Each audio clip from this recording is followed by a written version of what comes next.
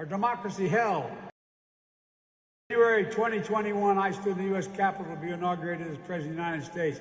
Just days before, on that very spot, a violent insurrection took place, a dagger at the throat of democracy.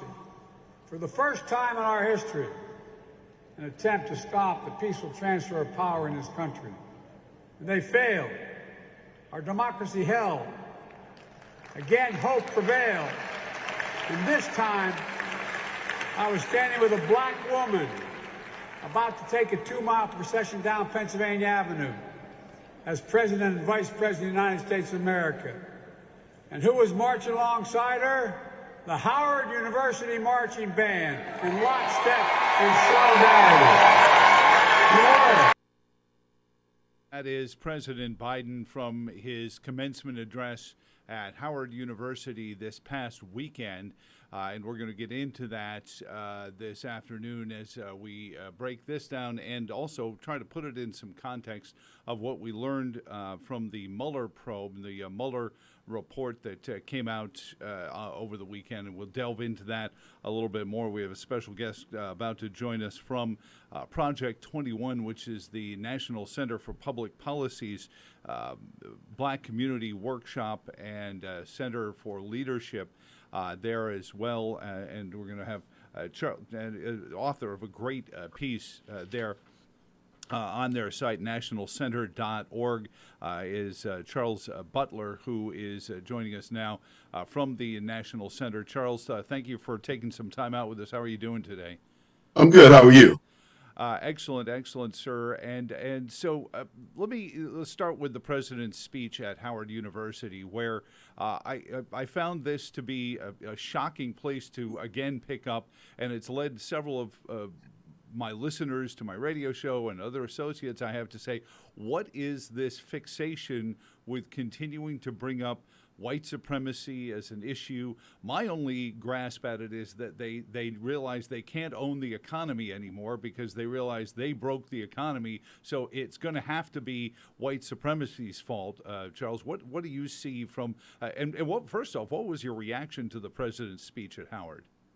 Well, I thought, like Obama, they go in front of these esteemed, accomplished black people and try to treat them like they're ghetto people and like they're low-life people and like they're victims. These are very accomplished students. These are very accomplished families. Howard University has a long legacy. A number of my friends' parents graduated from Howard, as well as my contemporaries graduated from Howard in the 70s, like their parents before them. Howard was founded in 1867, right after the Civil War. It's one of the oldest and most esteemed black colleges in the country. Obama did the same thing that Joe Biden did last week, was he went before these people and tried to treat them like they were ghetto people and they were second-class citizens and just coming up. No. That's why you saw the response from the students. They were lukewarm. Nobody really gave him these rousing. He kept looking for these rousing applauses about white supremacists.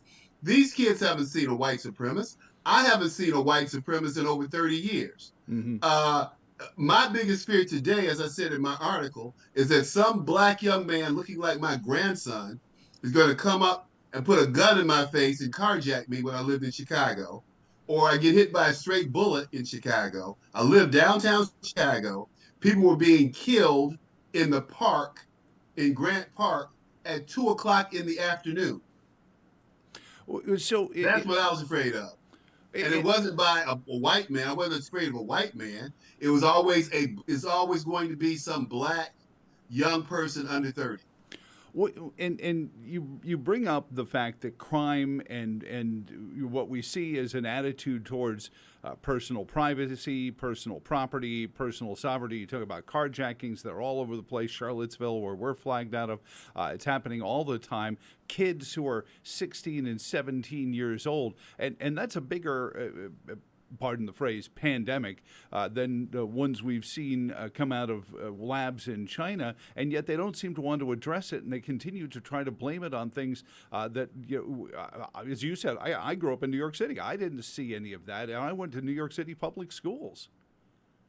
Yeah, well, New York City public schools are interesting in that, the liberals don't want the black kids to be bused into their Upper East Side, Upper West Side schools, but we won't talk about that right now. But I understand because it's a class issue.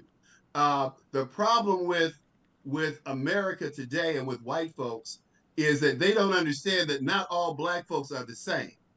I didn't grow up in a ghetto. I don't know anything about the ghetto. I don't know anything about living with rats or roaches. I don't know anything. I lived in a brand new house. We had brand new cars. We bought a brand new house in '62.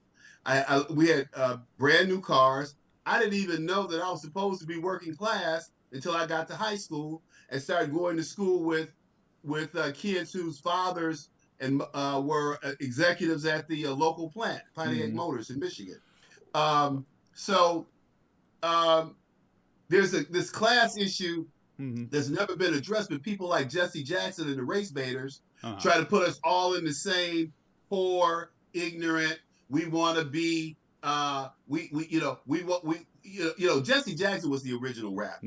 He spoke incorrect English, improper English. If you don't like whiter, then you have to do the tighter. All this kind of crazy. And what people don't understand is the civil rights movement, Tom, was about black people moving from from poverty to the middle class and not being able to live a middle class lifestyle, i.e., go to a Kresge's and get a hot dog. I lived in Detroit. We couldn't go to Kresge's and the Woolworth. I'm sorry, to get a soda. And I remember they said these sodas, they were in plastic cone cups. And my mother, she was just excited about going in there to do this, and these white people treated us really bad. I was a little boy, and I'm like, "Why are you going here? We don't have to come in here with these people. Let's go where we want it. I don't want to come in here with these crazy people." And that's the way I am today. When I walk into a place, whether it's a car dealership or to buy a house or to buy some clothes, and white people don't want to wait on me, that's okay with me. I just take my money and go somewhere else. They're not the only car dealer in town. Well, and that's really been the economic story of my adult life as we've watched jobs and jobs and jobs hemorrhage away from the economy, Charles, is that that option for a workforce is down, but it's down for all races. It's down for all the 20-somethings coming out of school and trying to find something to move from low to middle to upper, from upper down to lower. I mean, that used to be the genius. Are you aware that between 1940 and 1960, half of the black population moved from poverty to the middle class? That's a significant number. Remember, between 1940 and 1960, half of black America moved from poverty to the middle class. That includes my family. We owned farms down south, but when my dad was working the plant, he made as much money as the guy working next to him and had as much experience because of the union plants. I don't care for union. I don't care for trade unions because trade unions are still racist today. They will not allow black people into trade unions. The affirmative action was about attacking trade unions and hiring blacks into trade unions. Another story. The father of affirmative action was like a father to me. His name was Arthur Fletcher. If you care to read about his story, it's called A Mind is a Terrible Thing. That's the book. And The Mind is a Terrible Thing came about 3 years ago. But anyway, when we're talking about these issues, America is a country that's based on class.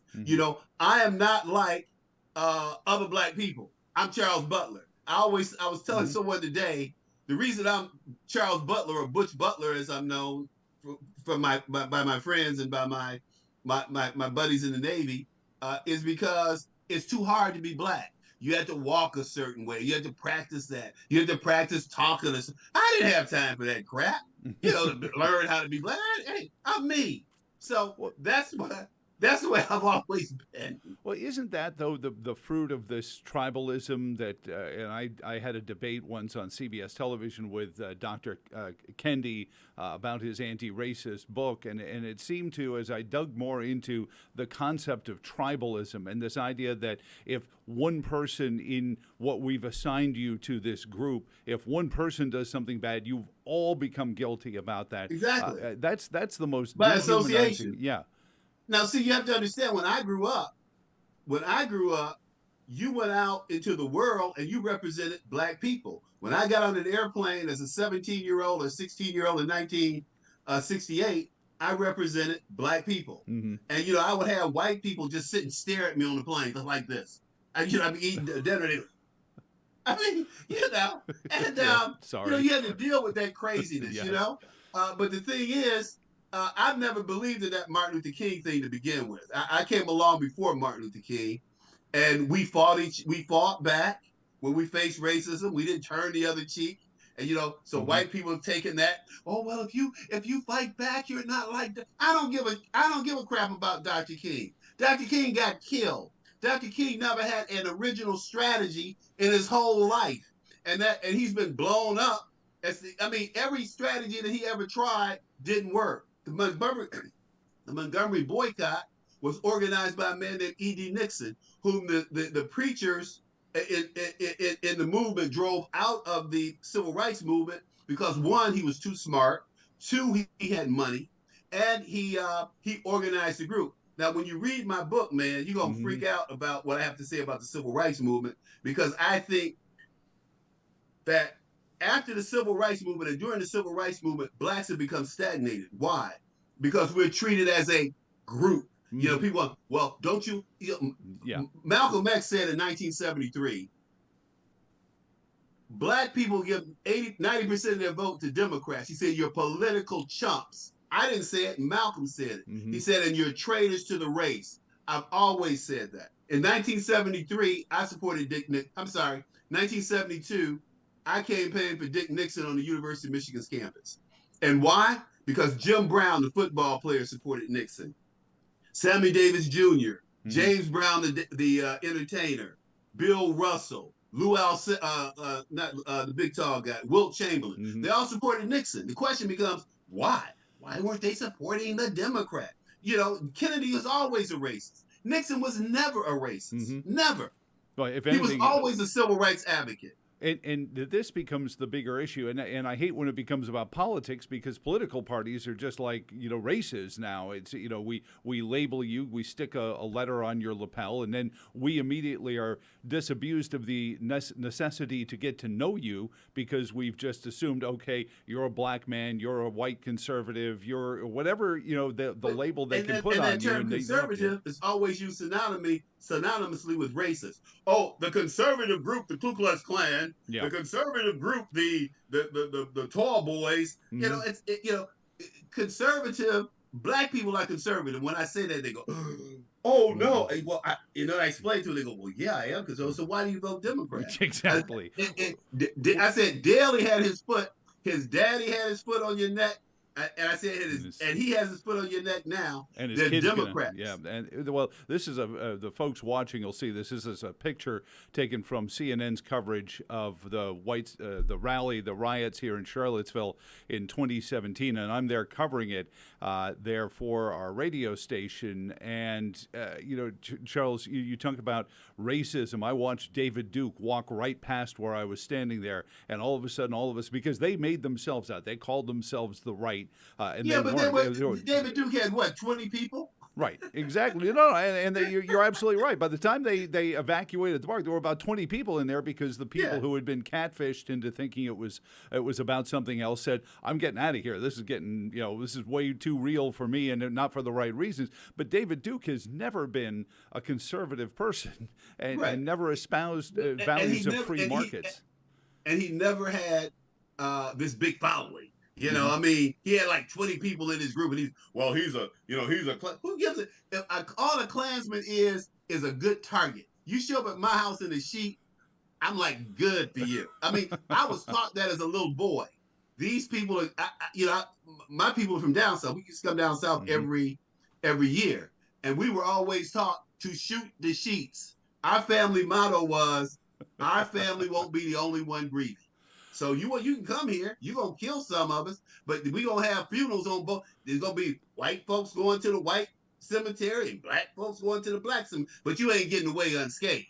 Well, and that's the sad thing is that that's the problem is that I think we've gotten to that point, Charles, is that these political leaders. I compare them to the guy who starts the bar brawl so he can go behind the bar and empty the till out. So while we're all fighting here, these guys are getting $5 trillion in tax collections every year and spending them like they're Elon Musk.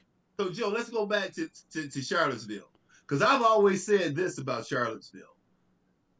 Those people, we'll call them the marchers who were supporting the monuments, they had a permit and they had the right to protest and to support the monuments. Those, I'm going to call them the protesters, charged them as they were walking down the street. They charged into the crowd, beating and throwing things at these people. That's what white liberals do, whether it's an anti-war movement, whether it's Antifa. They throw bricks, they throw rocks at the law enforcement. They destroy property, and nobody says a damn word. Trump was right. There were good people on both sides. There were good people who were marching to support those monuments. They weren't white supremacists. They believed in the Confederate cause. Now, do I side with that? No. And I know why the monuments were created in the first place.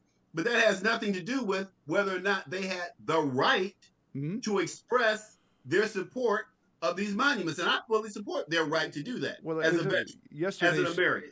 A Monday show, we were talking about this group that won a civil rights suit in Arizona. A young fellow was arrested, not just sanctioned by his university, but arrested for distributing pamphlets containing the heresy called the U.S. Constitution, Charles. And this is the world we've gotten into, because they don't. If Donald Trump says something, or the Durham report says that Donald Trump was set up and it was all a setup, and we all knew it. As a matter of fact, Barack Obama knew it. We have in the report that the CIA director said it was happening.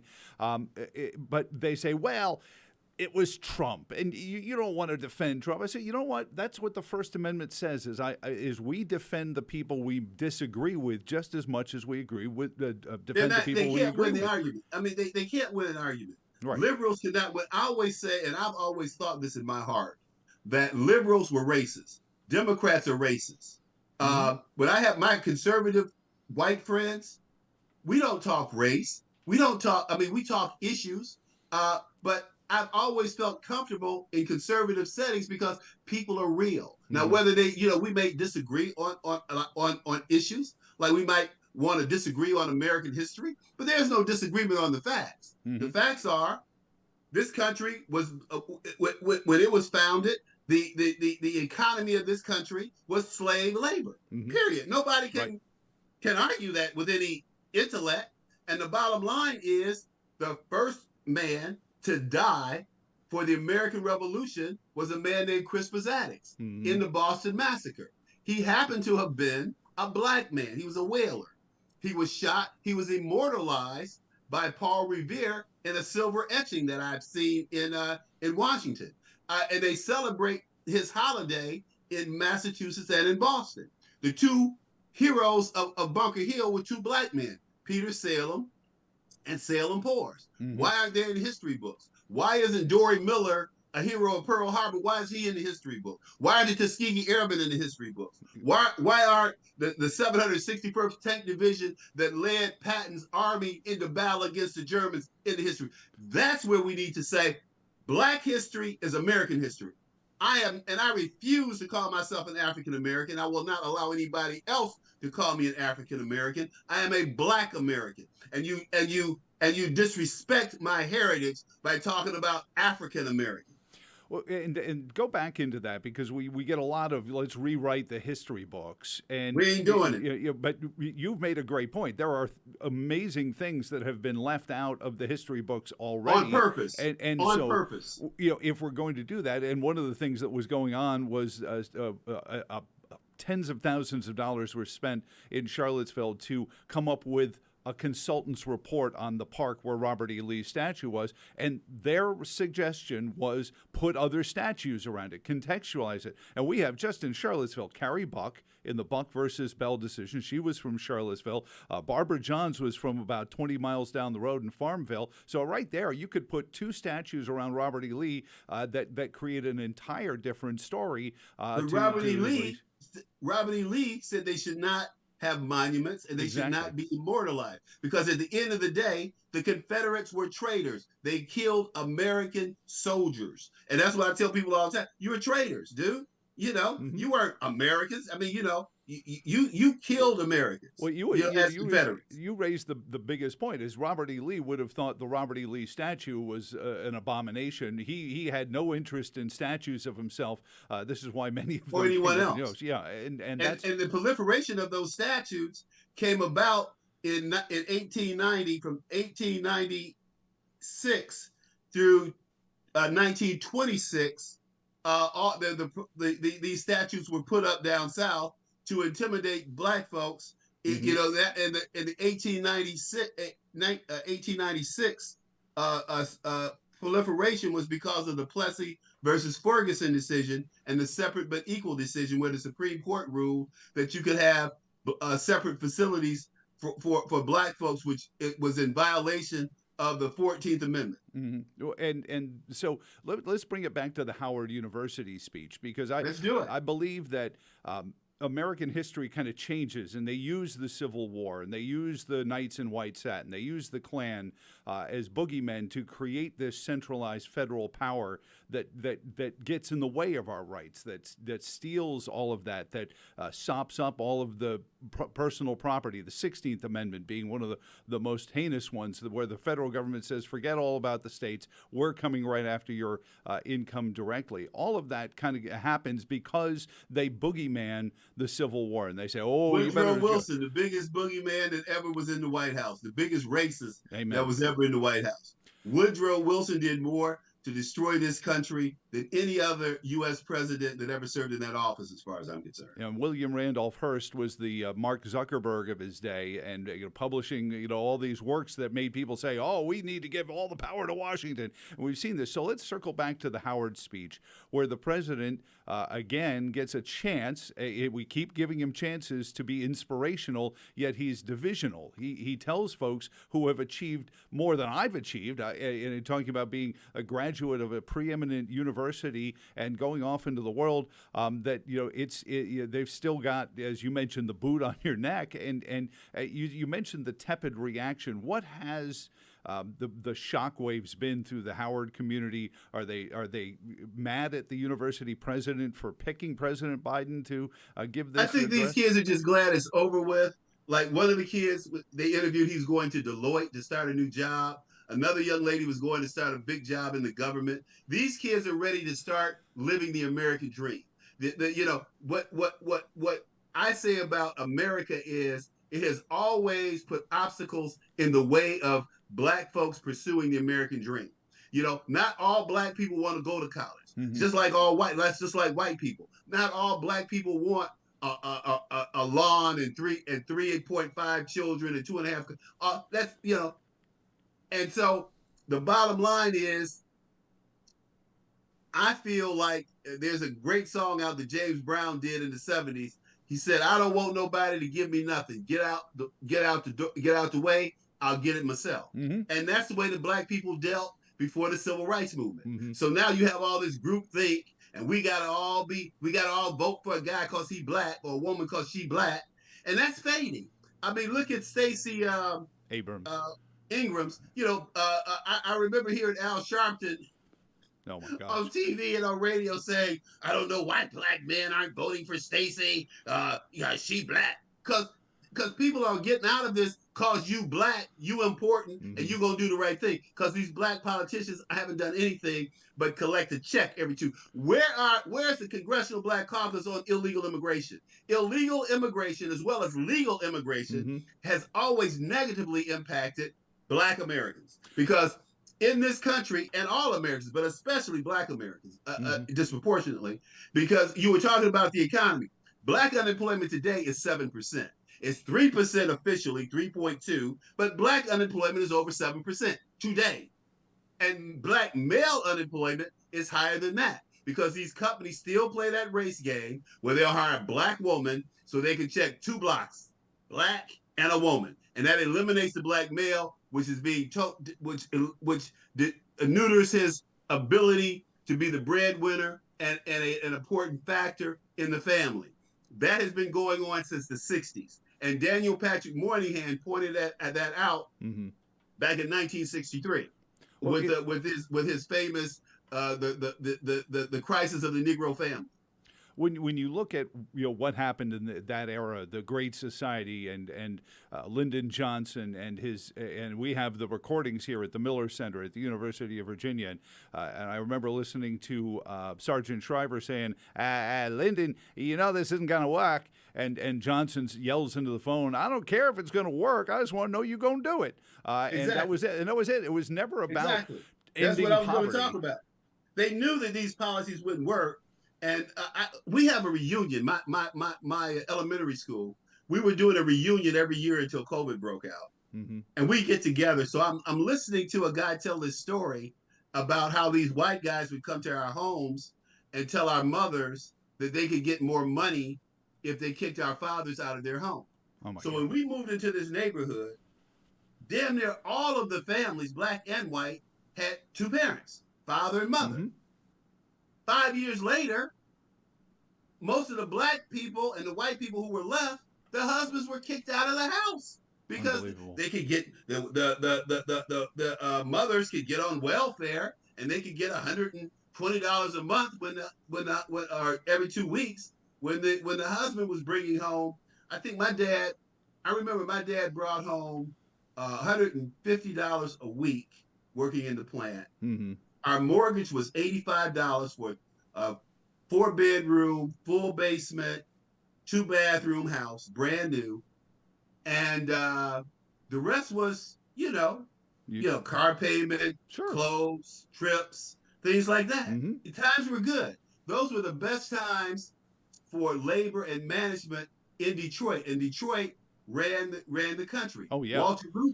Walter Reuther had everything running smoothly. So why do you kill these important people? You kill Martin Luther King. You kill Malcolm X. You kill Walter Reuther. You kill Jimmy Hoffa. Because these were real people who believed in America. The only other man that I've ever seen stand up and deliver for the American people like those people is Donald J. Trump. Well, and I want to get to him because Donald J. Trump scared the devil out of people when he went into inner city Detroit, sat down with the ministers and said, "So how is this working out for you?" And he didn't invent that. That wasn't Reagan did the same thing. How's it working out for you? But he goes. Remember Reagan went to Harlem and they threw bricks at him? Right. Remember that? Oh, yes, absolutely. I was a kid. I was a teenager then, and I watched it on television. I wasn't there, but this was the kind of thing that that they were scared about Trump because Trump people gained. Listen, man. Let me tell you something. I talk to people all the time, and I have a radio show in Chicago, and I had a national radio show, and I'm telling you, black people supported Trump more than 12%. I would say Trump had 30% of the black vote. He has over 50% of the black vote today. Black people were running away from the Democrat Party back in 2000. Barack Obama was the nail in the coffin of the Democrat Party and blacks. So Charles, because blacks knew that Barack Obama betrayed them totally. So let me pivot real quick before we let you go, Charles Butler from the National Center for Public Policy Research and Project 21. In the context of what we learned on Friday with the Durham report and what they did to concoct a narrative that began 6 years of, well, he's this, he's a Russian agent, and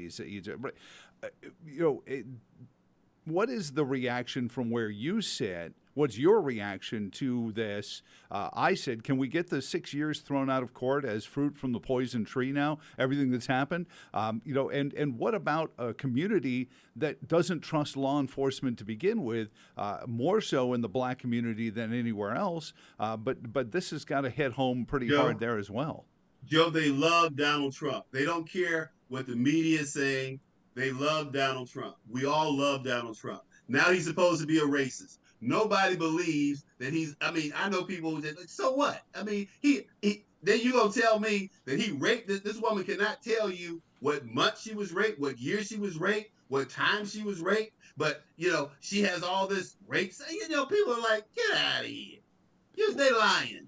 Well, and that's what I was getting at is this helping Donald Trump now? Is he stronger now in the black community, in the inner city I communities? think he's stronger in every community, and he's definitely strong in the black community because we always believe in things that the white community finds out 10 years later. I talked about the illegality of sanctuary cities. Hmm. There, how do you take taxpayer money and pay for a person who's committing a misdemeanor or a felony by illegally coming here?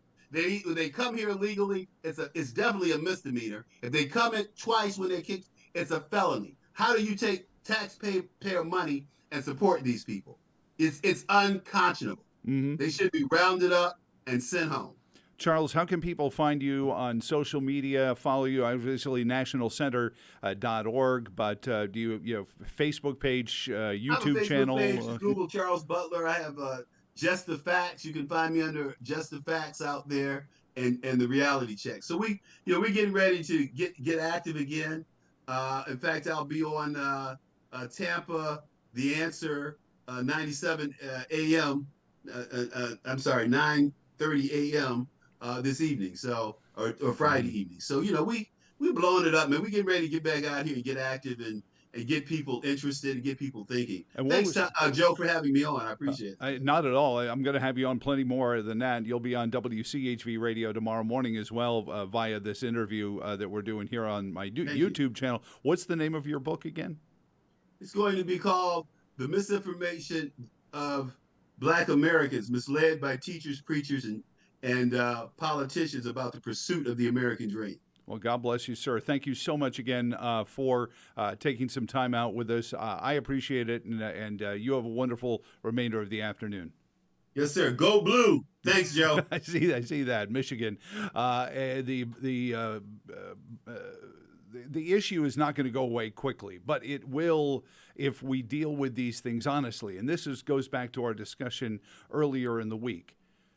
Free speech, free analysis, open analysis, scientific pursuit of even things that aren't, quote, science, the political science. Why is it people have known for 6 years that this was BS, and only now with the attempts of the media to ignore the Durham report, which leads to so many other narratives of, oh, Trump's a liar, Trump's false claims, and all of that. We have to remember what right and wrong is. And as much as we revere the Bill of Rights, there's a list before there, and one of them is thou shalt not bear false witness against your neighbor, and there was a pretty serious penalty for that. Anyway, until tomorrow afternoon at 3 here, or share this video with your friends if you're watching it at a later date and time, and on the radio at 5 a.m. tomorrow. For all of us here at the Afternoon Constitutional, so long, and thanks for all the fish.